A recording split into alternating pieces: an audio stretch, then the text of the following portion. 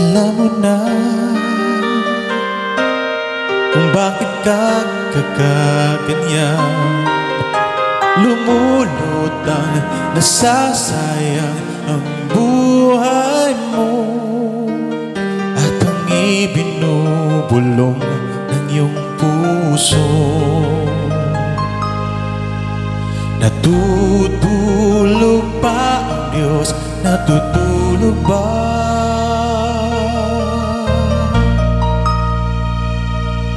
At ikaw ay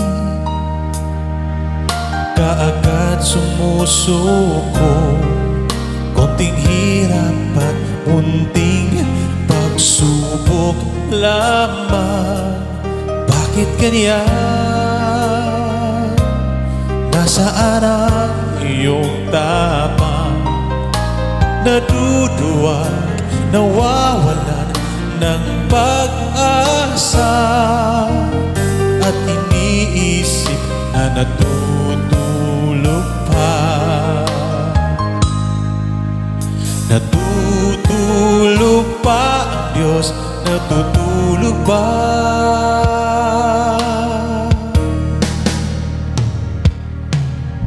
Sikapin mo, pilitin mo, tibayan ang iyong puso. Tanging ikaw ang hubog sa iyong bukas. Huwag mo sanang akalain natutulog pa ang Diyos. Ang buhay mo ay mayroong halaga sa Kanya.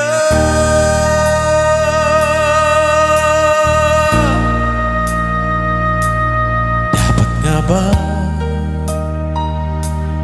na ikaw ay maghihintay at himugin ka, pilitin ka ng tadhana? Gawin mo na